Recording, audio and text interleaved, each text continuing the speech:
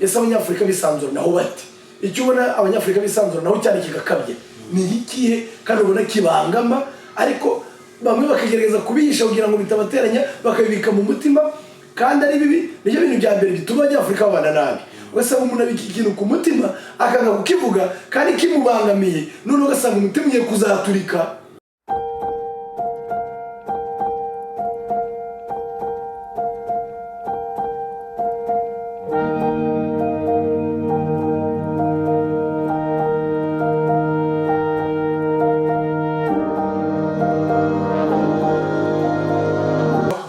None twongere tubaganirire ndizere ko muri amahoro. Reka rero umuco ntugacike ntugacogore ntugacumbagire kandi twizere ko buri wese abikunda nta udakunda umuco we wagabuka atagira umuco karacika ariko kandi hari n'umuco w'iyobokamana nawo wubahwe kuko mu Mana niho byose bibera amahoro. Uyu munsi rero Inkumburwa Family TV ntabwo ndi jyenyine nkuko musanzwe mubimenyereye noneho ndi kumwe n'umushyitsi n'umutumirwa turi buganire ari buze kubibwira ninza kumuha umwanya rero reka ntabateye amatsiko mbere yuko ndangije kubasuhuza reka noneho mbemerere bereke umutumirwa wacu araza kubibwira. Muraboneza Muraba MC uraho fresh ni fresh umeze neza yameze fresh kabisa kayikaje uraho aha natwe n'amahoro rero kugira ngo bigende neza watangira wibwira abantu murakoze cyane kuntumira kuri channel yanyu nziza by'ukuri nishimiye kubabona. Amazina yanjye nitwa Eric Ngororano. Wow. Agasirino ni Lampard niswe n'abantu nyine twiganye muri za primaire nuvuga ngo n'agapira nako urebaho y'agapira ndebaho wabo. Okay. Ndumva ubwo umufana wa Chelsea umufana wa Chelsea murakoze cyane. Okay. Ayo niyo mazina yawe muruva umutumirwa turi kumwe ni Eric Ngororano cyangwa se Irankunda Ngororano mukabukunda no kumwita Lampard. Wenda ko araza kubirambura tubwire n'impamvu ako kazi naho kavuye. Eric ese ndabona uri umusore cyangwa uri umugabo urubatse ese mu by'ukuri watwibwira stati yawe ihagaze gute? Murakoze cyane MC Nkusi. Ndi umugabo ndubatse. Wow. Mfite umudamu n'abahungu babiri. Wow. Ubona ni umugisha kugira abahungu. Oya no umugisha ukomeye cyane. Nari ntuye muri Colorado. Aha.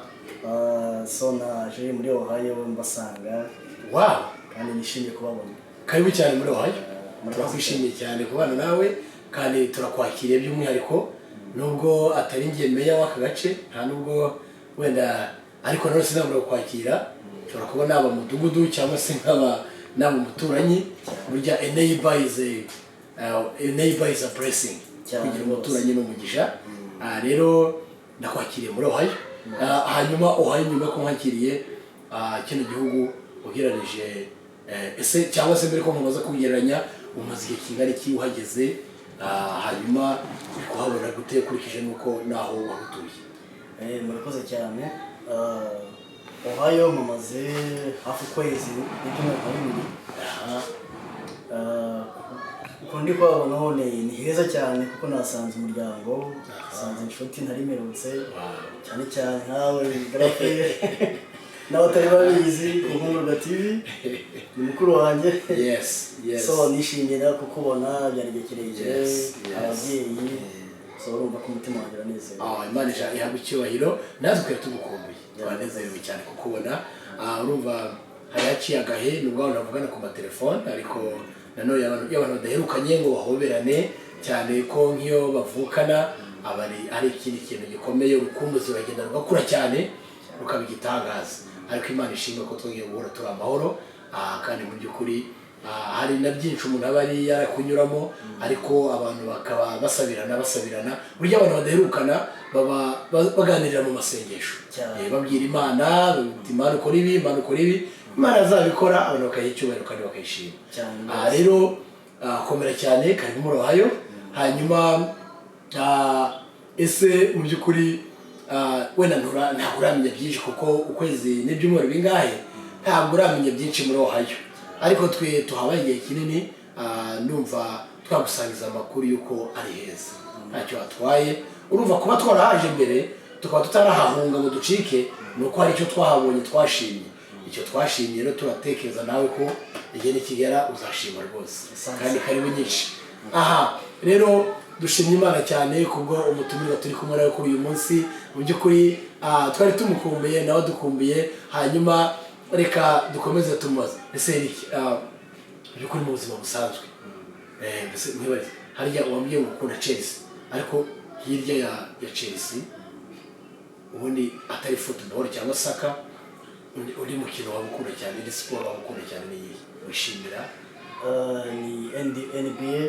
Oh wow, NBA kino gihugu basketball. Iyi ligue ukunda uri mukinnyi cyane cyane muri NBA? Nkunda umutipe witwa LeBron James. Aha, that's King. Bamwita King James kuko ni umuhanga cyane. Naguciye mu ijambo ni ukuvuga ngo ni umuhanga muri basketball. So ikindi cyanyiswe kumukunda cyane no afite umutima mwiza ufasha abantu, abana mu college kwishyurira amashuri, ibintu nk'ibyo nibyo aramukurikiranye bihagije. Numva ayo makuru ngeretse ubuhangange bwe, hari ibyo nagiye numva abantu bamushima byinshi, no kuba ari icyamamare, ariko akaba ngo umukobwa bakundanye guhera muri high school no muri college barakuranye, aba ari wanarongora na n'ubu niwe babana n'umudamu we. Bivuze ko ntabwo ubwamamare bwe bimutera gusamara, narangiza agende bitume yumva ko amafaranga yakoresha yiyandagaza, mbese urumva ko nta mateka afite meza. Rero dukomeje, ese kino gihugu Amerika bageze muri ryari, umaze igihe cyane muri kino gihugu, ese uyikunda ute ugereranyije n'iwacu muri Afurika? Kino gihugu ukibona gute? Murakoze. Iki gihugu nakigezemo 2016 mu kwezi kwa kabiri. Nasohora bita muri Buffalo, New York. Ako sinahabaye igihe kirekire, n'umunsi nabona namenya none kuko naramaze nk'amezi nk'atatu mpamvu wari ugihumirije. Nari ngihumirije nerekeza muri Colorado, niho nabaye igihe kirekire. Amerika rero ibayemo hafi imyaka 5. Oh wow, ni igihe gihagije. Imyaka 5 umuntu amaze kubona byinshi cyane, abaramenye byinshi. Kino gihugu urabona ni dream country, ni igihugu cy'inzozi ku bantu benshi. Ese ibyo watekereza uzabona muri kino gihugu mbere ko ukigeramo, ese expectations, ibyo watekerezaga cyane uti nigerayo nzabona ibi nzagira ne, ese mu by'ukuri ukigera muri iki gihugu ibyo watekerezaga cyane ese nibyo wabonye? Cyane mbese wumvaga muri wowe ari iki kizagutungura nuhagera? Ese niki cyagutunguye wowe utakekaga? Ese mu by'ukuri kino gihugu cyakwakiriye gute, wakibonye gute? Iki gihugu kunyakira navuga ko ni neza, kuko banyeretse inzira ngomba gutangiriramo. Mbese kugira ngo urabona nk'umwana yatangiye yari gukura, nkuko umubyeyi namwerekera amwereka utuntu, amwereka inzira nziza, kuko na Bibiliya ivuga ngo toza umwana wawe inzira nziza azayikuriramo azenda asaza atarayiva. Na Amerika ni gutyo badufashe, uburyo umuntu agufashije kukubwira ati aha n'aha, aha ni heza, aha ni habi, akubwiriye neza, akwereka inzira. Gusa hari ibyo byagiye bitungurana nkuko umuntu wenda ahantu abavuye n'aho utazi, ntabwo bitungura, ntabwo wabibura. Niki cyagutunguye cyane? Ni amazu, ni imirire, ni imibereho, ese ikintu cyagutunguye cyane ukavuga ati kino kintu ntabwo nagikekaga? Ikintu cyantunguye cyane ni imiturire yawe. Mu buhe buryo? Ntabwo nari nzi yuko hano bino bintu bya apartment, nari nzi ko ari amahauze gusa wenda. Nibyo umuntu wese abatekereza, kuko muri Afurika nibyo umuntu abazi. Ntabwo ubuzi bino bintu usanga bitungurana, kuko wenda umuntu asobanura iby'amapartment, usanga abantu batuye mu ma etage, ariko ugasanga atari amazu y'ubucuruzi, ahubwo ari yo guturwamo. Ugasanga umuntu atuye mu muryango na nimero ye, ugasanga abantu, ariko ikiba gitangaje kurusha n'uburyo mushobora guturana mutanaziranye. Ugasanga umuntu wese ntazi n'umuntu bandikiranyije ibyumba, ntawe uzi. Icyo kintu uko kiratangaza, kiratungurana. Ikindi cyaba cyagutunguye ni iki? ni byinshi kuko ni igihugu cyateye imbere cyane gusa ariko kuba abantu usanga buri wese yirukanka atwara imodoka nta abagenzi amaguru ari bakeya ibyo wabyakiriye gute? ni ibintu nishimiye ko nabonye ko icya mbere nabonye ko ari igihugu cyateye imbere kandi umuntu wese ushaka gutera imbere yabigeraho vuba cyane. Si ukuvuga ngo hano yaba umukene yaba umukire byose buri wese aba afite uburyo bwa deplacement. Kuvuga ngo umuntu mbese biroroshye cyane. Imodoka, kugura imodoka ni nk'uko umuntu yagura n'ikindi gikoresho cyose gisanzwe, ntabwo aba ari igitangaza cyane. Icyo nicyo rero hanyuma ikitaragutunguye wabonye ko bati ibi ntabwo nari nzi ko nabisanga inaha, nari nzi ko ari iby'iwacu rwose muri Afurika, ese kumbi koko ninabiraba ni nk'agaki wabonye ko bati kano ko rwose ntacyo kantunguyeho n'iwacu ni nk'ibi biruzuye. ahubwo sinzi nabyita ko ari ibyantunguye cyane. Okay, nta kibazo. Kubera ko kuko naje numva ko ari igihugu cyateye imbere cyane. So ngiye kubona mbona harimo abantu babasaba amafaranga. Okay. Urumva iki kintu cyantunguye cyane. Naje numva ko ari igihugu cyateye imbere cyane. Gikize mbese buri wese ari umukire, wumvaga ko nta utasanga ari umukire kandi n'ibindi bihugu byose birira kujyayo. Ngiye kubona mbona harimo abantu bari gusaba kandi bambaye ubusa hanze. Nabonye ko Imana igaragariza burya ku isi hose harasa. Hari umusaza unyibukije akantu, hari umusaza waje inaha avuye muri Afurika aje gusura, arangije yari gusura abana be, naramukunze cyane, umubyeyi w'umukristo ukunda Imana, arangije aravuga ngo nagize amahirwe yo kumubonaho, turahoberana turanaganira twicara ahantu tuganira ijambo ry'Imana. Arangije ikintu yatubwiye gikomeye, yaratubwiye ngo kino gihugu cyari kigiye kumera neza nk'ijuru. Atari ko icyambabaje cyanyeretse ko atari ijuru, atari ko nuko nabonye nacyo gifite ibituro. Yavugishije ukuri cyane, ati kuko twagendaga mu mamodoka mumva aranezerewe, atari nkajya kubona ahantu nkabona imodoka inyuze ahantu naho bashyingura, atari kurebye uburyo abantu babayeho hano, ubuzima uburyo ari bwiza, ibikoresho bagira mu mazu, imodoka baparitse ku miryango, ati yakabaye ari nk'ijuru. Ati ko nta n'umwe ubayeho nabi ugayitse, atari ko nabonye ibituro bitambona ko naho atari ijuru, ati ho aracyari mu isi, ati ko mu ijuru nta bituro bizabayo. Umugabo aramukunze cyane. Urumva n'icyagutangaje ni ukubona abantu bari ku muhanda basabiriza, ugasanga n'uwaje ari impunzi wakabaye ahubwo ari ukubasaba, nibo bari kumusaba ari abenegihugu. Ese niba warakurikiranye amakuru bariya abantu ubundi biterwa n'iki? Biba byarabagendekeye bite? Icyo kibazo ni cyiza. Njyewe nk'ibibona byanteye ubwoba. Ese gute twaje muri iki gihugu twumva ko ari igihugu gikomeye kandi harimo abantu bari gusaba, kandi noneho ukabona harimo n'abantu babo b'abazungu abenegihugu aribo bakavukirwa icyabo. Nabyibajeho cyane. Umuntu akanibaza ati aba nibo batuzanye bari kudusaba, none bari kudusaba. So ni ukuvuga nari kurikiranye nsanga iki gihugu gifite amategeko akomeye cyane. So aya mategeko rero utayakurikije ntabwo ari uko nabo baba bananiwe kujya mu tuzi, ahubwo hari ibyo baba barakoze wenda bitari byiza bigatuma ibyangombwa byabo babibaka. Urumva kino gihugu kiranagoye.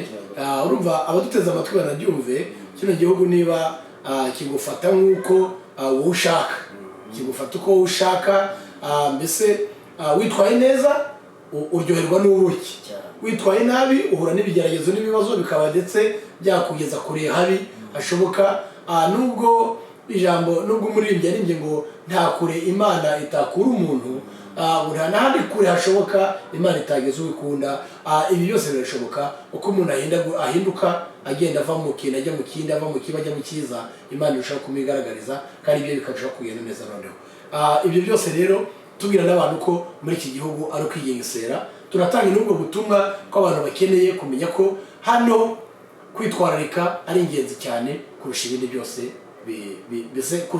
bishoboka. Rero urakoze cyane.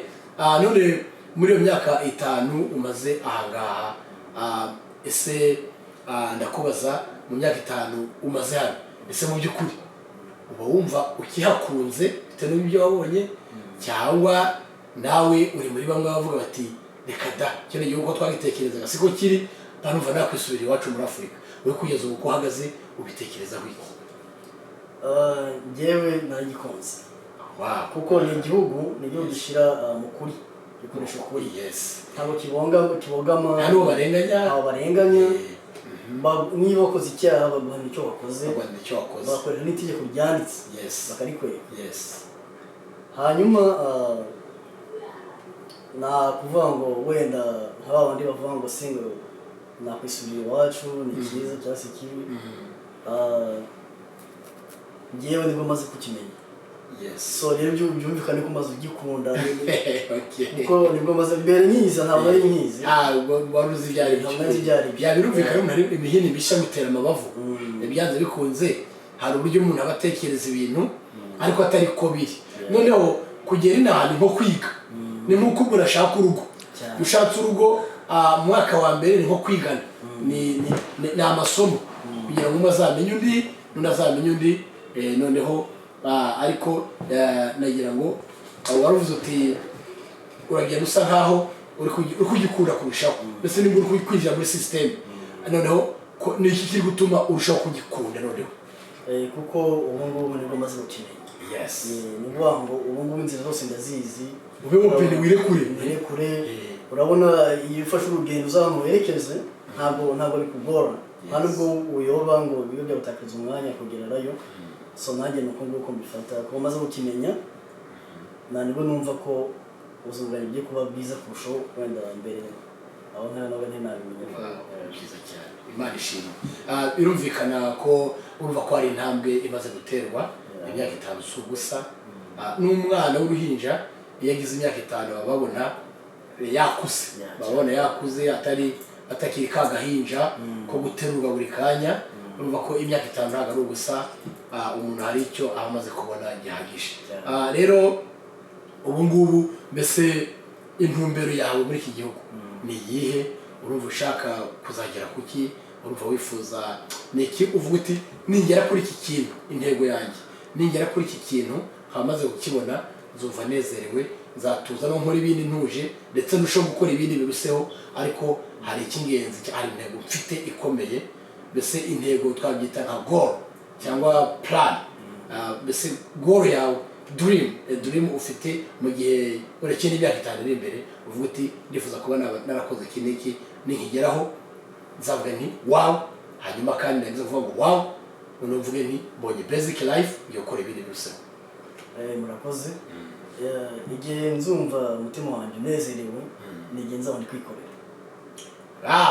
wow very good bega iyo ni dream nziza cyane utavunika ujya gukorera abandi wiprograma ukabatenda kora ibi ngibi wow umva kwikorera uzakora nk'iki cyane njye nkunda ubucuruzi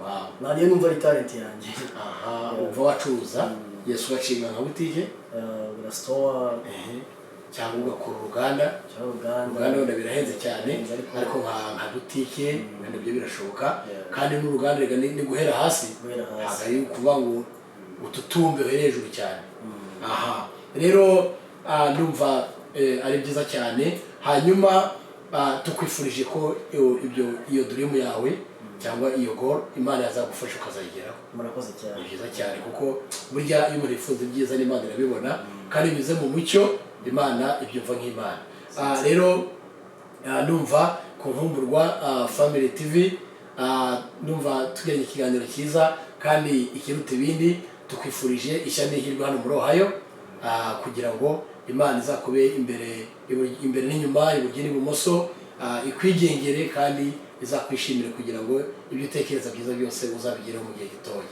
reka rero ndabizi sinzi wavuze ngo ufite abahungu 2 ndatekereza na mama wabo aho bari ndatekereza niba kubona bazanezerwa kandi natwe turabasuhuje by'umwihariko turanabakunda rero ngira ngo tutarambiranye nagusaba kugira ngo utubwire cyangwa uduhere ubutumwa bugufi bw'abandi bantu bari muturage Colorado wenda wabwira ubutumwa bugufi bwawe bwaba ari ubw'amarangamutima ukaba ari kubasuhuza ukaba ari kubabwira igihugu urimo ko ntacyo ubaye ko nta kibazo ufite ubaduhere ubutumwa bugufi twihuta.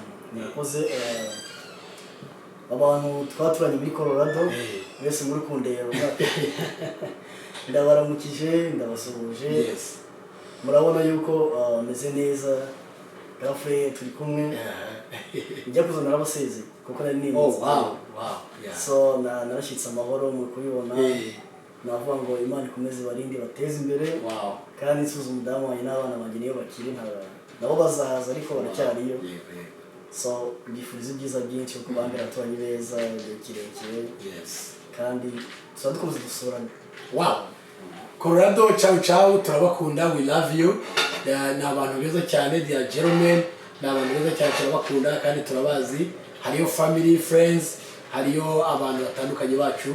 Imana ibagire neza kandi bahumugisha kuba rwose nuko barabasezeye no gupfura niko babyita ipfura zibaho. Rero umuvandimwe Eric Ngororano irankunda twaganiraga ntabwo mubajije iby'umupira cyane n'ukuri yakinye Ruhago tuzabigarukaho ndacyari kumwe nawe. Reka muri uyu mwanya mbabwire ko ndacyamufite ejo bundi ari kumwe nanjye namuha ikindi kiganiro cyangwa nawe akakimpa nawe bafite amatsiko nawe yanganiriza. Aha turabashimye kandi wese Imana ibahumugisha. Ciao ku nkumburwa Family TV.